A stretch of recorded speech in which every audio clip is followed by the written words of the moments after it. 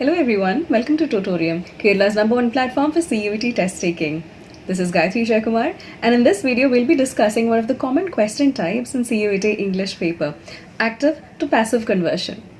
So look at this question. Choose the right passive form for the sentence. You are teasing them. Options under: they were being teased by you, they are teased by you, they have been teased by you, and they are being teased by you. So ഈ നാലെണ്ണത്തിൽ ഏതാണ് right answer? So എപ്പോഴും active to passive conversion നോക്കുമ്പോൾ first of all you have to look at the subject and also the object. So ഇതിൽ you ആണ് action ചെയ്യുന്നത്, so that is your subject, and ഈ action ആരുടെ നേർക്കാണ് ചെയ്യുന്നത്? ദേ. അപ്പോൾ അതായിരിക്കും നമ്മുടെ ഒബ്ജക്റ്റ് എന്ന് പറയുന്നത്. സോ ഈസി കൺവേർഷൻ എന്ന് പറയുമ്പോൾ നമ്മൾ എപ്പോഴും ഒബ്ജക്റ്റിലിരിക്കുന്നതിനെ ഫ്രണ്ടിൽ കൊണ്ടുവരും, സബ്ജക്റ്റിലിരിക്കുന്നതിനെ ഏറ്റവും സെൻറ്റൻസിൽ ലാസ്റ്റിൽ കൊണ്ടുവരും. അതാണ് ആക്റ്റീവ് ടു പാസീവ് കൺവേർഷൻ. ഇനി നമ്മളിതിൽ ശ്രദ്ധിക്കേണ്ട ഒരു കാര്യം, നമുക്ക് മെയിനായിട്ട് 3 വോയിസസ് ആണ് ഒരു സെൻറ്റൻസിലുള്ളത്. First person, second person and third person. So ഇതിൽ ഫസ്റ്റ് പേഴ്സൺ വോയിസ് എന്ന് പറയുമ്പോൾ ആ പറയുന്ന ആളെ കുറിച്ച് തന്നെ നമ്മൾ സെൻറ്റൻസ് പറയുമ്പോഴാണ്, അതായത് ഇപ്പോൾ ഞാനൊരു സെൻറ്റൻസ് പറയുകയാണെങ്കിൽ ഞാൻ എന്നെ തന്നെ കുറിച്ചൊരു സെൻറ്റൻസ് പറയുന്നതാണ് ഫസ്റ്റ് പേഴ്സൺ സെൻറ്റൻസ് എന്ന് പറയുന്നത്, ഫസ്റ്റ് പേഴ്സൺ വോയിസ് എന്ന് പറയുന്നത്, അല്ലെങ്കിൽ ഫസ്റ്റ് പേഴ്സൺ എന്ന് പറയുന്നത്. സോ അവിടെ ഐ സബ്ജക്റ്റ്, നമ്മൾ ഇതെല്ലാം സബ്ജക്റ്റിൽ വരുമ്പോൾ ഐ ആയിരിക്കും, അല്ലെങ്കിൽ വി ആയിരിക്കും സബ്ജക്റ്റ് വരുന്നത്. ഇത് ഒബ്ജക്റ്റ് ആയിട്ട് വരികയാണെങ്കിൽ ഐ എന്നുള്ളത് നീയും വി എന്നുള്ളത് അസ് ആകും. അതുപോലെ യു ആണ് സെക്കൻഡ് പേഴ്സൺ. നമ്മൾ ആരോടാണോ സംസാരിക്കുന്നത് നമ്മൾ അവരോട് തന്നെ പറയുമ്പോൾ യു ആണ് സെൻറ്റൻസിൽ സബ്ജക്റ്റ് വരുന്നത്. സോ യു സബ്ജക്റ്റ് വരുമ്പോൾ ഇതിനെ ഒബ്ജക്റ്റ് ആയിട്ട് വരികയാണെങ്കിലും യു തന്നെയാണ്. ഓക്കെ. ഇനി തേർഡ് പേഴ്സൺ എന്ന് പറയുമ്പോൾ ഹി, ഷീ ഓർ ഇറ്റ്സ് ആണ് തേർഡ് പേഴ്സൺ സിംഗുലർ ഫോംസ് എന്ന് വരുന്നത്. അതായത് നമ്മൾ ഒരാളോട് വേറൊരാളെക്കുറിച്ച് അല്ലെങ്കിൽ വേറെ എന്തിനെങ്കിലും കുറിച്ച് പറയുമ്പോഴാണ് തേർഡ് പേഴ്സൺ സെൻറ്റൻസ് വരുന്നത്. സോ അതിൽ ഹി, ഷീ ഓർ ഇറ്റ് ആണ് സബ്ജക്റ്റ് ആയിട്ട് നമ്മൾ യൂസ് ചെയ്യുകയാണെങ്കിൽ വരുന്നത്.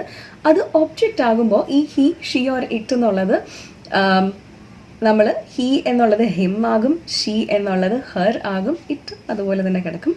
ഇതിൻ്റെ പ്ലൂറൽ ഫോം വേ ആണ് സബ്ജക്റ്റ് വരുമ്പോൾ ഉള്ളത്. അതിൻ്റെ ഒബ്ജക്റ്റ് ആയിട്ട് വരുമ്പോൾ ദെം എന്നാണ്. So you are teasing them, അത് ഒബ്ജക്റ്റ് ആയിട്ട് കിടക്കുന്നതുകൊണ്ടാണ് ദെം വരുന്നത്. ഇതേ നമ്മൾ തിരിച്ച് സബ്ജക്റ്റ് ആക്കുമ്പോൾ ഈ ദെം മാറി ദേ ആകും. അപ്പോൾ അതാണ് നമ്മുടെ ഓപ്ഷൻസ് ഇവിടെ കാണുന്നത്.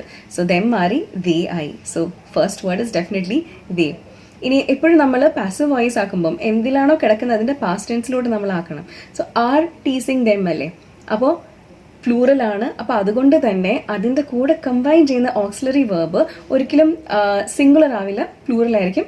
അപ്പോൾ ദേയുടെ കൂടെ കമ്പൈൻ ചെയ്യുന്ന ഓക്സിലറി വേർബ്, ഈസിൻ്റെ ഓക്സിലറി വേർബ് ആറാണ്, ദേ ആർ പ്ലൂറൽ ഫോം. അതിൻ്റെ past tense were, so they where.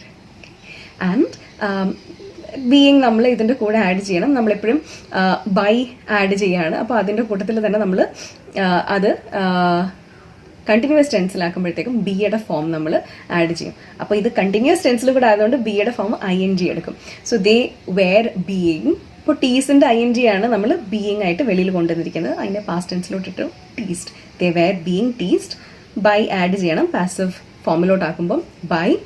U തിരിച്ച് നമ്മൾ ഒബ്ജക്റ്റ് ആയിട്ട് കൊണ്ടിട്ടു. അപ്പോൾ യു സബ്ജക്റ്റ് ആണെങ്കിലും ഒബ്ജക്റ്റ് ആണെങ്കിലും ചേഞ്ച് ഒന്നുമില്ല, യു ആയിട്ട് തന്നെയാണ് കിടക്കുന്നത്. So they were being teased by you is the answer. So എപ്പോഴും active to passive conversion and passive to active കൺവേർഷൻ്റെ റൂൾസ് ഓർത്തിരിക്കുക. CUETയിലെ ഒരു ഷുവർ ക്വസ്റ്റ്യൻ ആണ്. So hope this is clear to you. If at all you have any doubts, please do drop them in the comments. We'll be happy to help. Happy learning. Bye.